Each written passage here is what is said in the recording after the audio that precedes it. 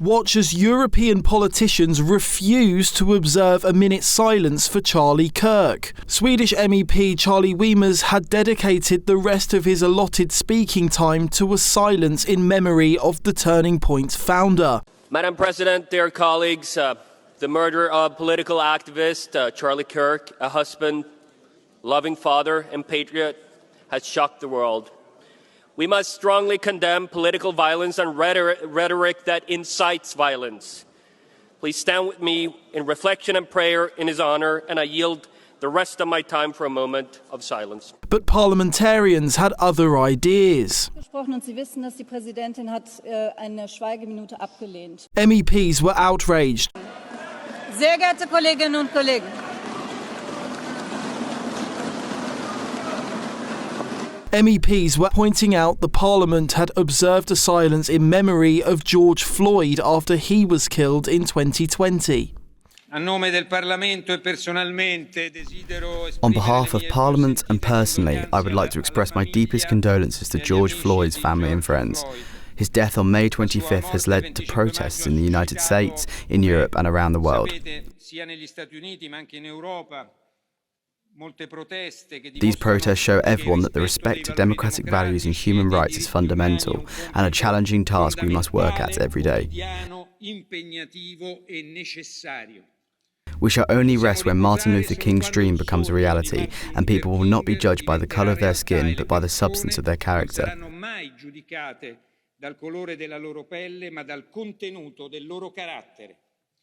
This Parliament has always strongly condemned any form of violence and discrimination and is committed to the respect of the rule of law. I want to invite you to observe a minute's silence in memory of George Floyd and all of the victims of violence, racism and discrimination.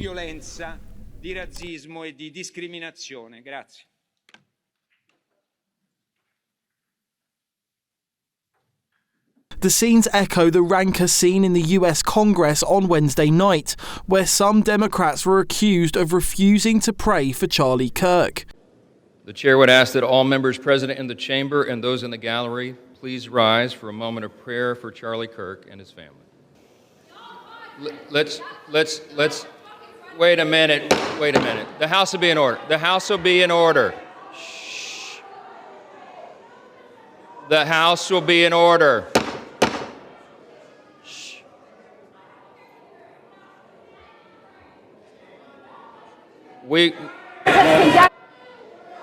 The House will be in order. We will join prayer right after this, okay? In the wake of Mr. Kirk's murder, Donald Trump had called for a calming in political rhetoric. It's a long past time for all Americans and the media to confront the fact that violence and murder are the tragic consequence of demonizing those with whom you disagree day after day, year after year, in the most hateful and despicable way possible.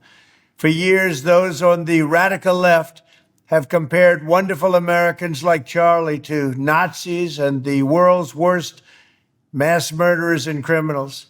This kind of rhetoric is directly responsible for the terrorism that we're seeing in our country today.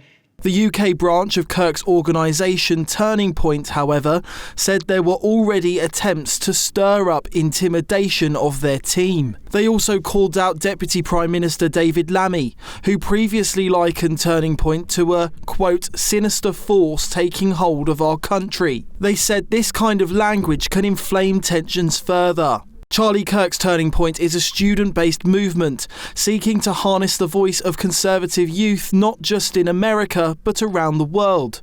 There are branches at universities across the US, many of which held vigils for their founder overnight. USA! USA! USA! USA! USA! Fight on, everybody! The amount of love people poured just for Charlie Kirk. When I heard about Charlie Kirk getting shot, the amount of people that were in disarray, the amount of people that were like calling their friends, calling their parents. I would walk by, everyone's talking about Charlie Kirk and hoping that he was okay. The amount of love and support they showed for Charlie Kirk was just unbelievable.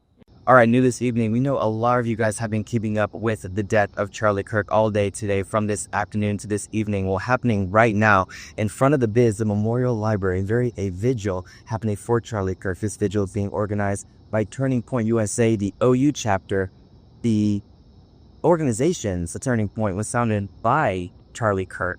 Supporters stood in remembrance outside the Turning Point headquarters in Arizona, near Charlie Kirk's hometown. His church held its own prayer service for their grieving congregation, and flowers were laid outside the very starting place of Turning Point in Chicago. That God draws close to, that is not fundamentally transformed for the better. Can a city be saved in a day? Can the destiny of a nation be rearranged in one finite moment? I would dare to say, yes, it can. In Seattle, supporters gathered at Westlake Park to mourn the activist. Charlie Kirk's coffin was flown with Vice President J.D. Vance to Arizona yesterday. Donald Trump has posthumously awarded him a Presidential Medal of Freedom. Let me express the horror and grief so many Americans at the heinous assassination of Charlie Kirk have felt. Charlie was a giant of his generation, a champion of liberty, and an inspiration to millions and millions of people. Our prayers are with his wonderful wife, Eric, and his beautiful children. Fantastic people they are. We miss him greatly, yet I have no doubt that Charlie's voice and the courage he put into the hearts of countless people, especially young people, will live on. I'm pleased to announce that I will soon be awarding Charlie Kirk posthumously the Presidential Medal of Freedom. The date of the ceremony will be announced, and I can only guarantee you one thing, that we will have a very big crowd. Very, very big. A passionate advocate for free speech, Mr. Kirk believed in the power of debate to settle differences. There's now call for calm across the political spectrum for a coming together in the wake of such a tragedy. I think Americans they're really still quite in shock by what has happened, because he is such a big figure. He has such a reputation, and regardless of what people think of his politics, he was someone who without fail was civil in his discourse, was rational in his argumentation, and was incredibly courteous in his demeanor. And I think a lot of Americans, for them, it is the MLK, the Martin Luther King, or the JFK assassination of their generation. This is something that will have an indelible mark on generations of Americans. On that point, that is a really significant issue, because at the time that MLK was shot, he wasn't the only person. RFK was shot at that point in time as well, and this was only a few years after JFK was shot. These things don't seem to happen in isolation. When one happens, you see copycats, you see a sort of a mood arise, and some commentators have been worrying that America is entering its years of lead. And I think that concern is genuine. You're quite right. There was a horrendous cycle of political violence that started in the 60s and went through the 1970s, and perhaps culminated in the early 1980s with the attempted assassination of then President Ronald Reagan.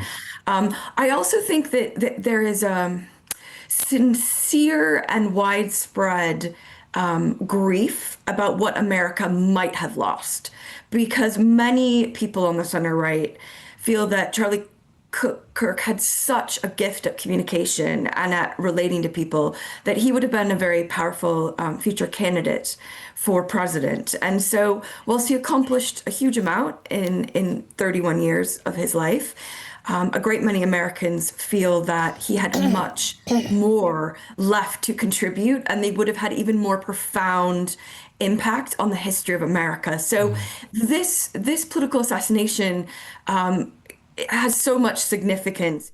Nick Dunning, GB News.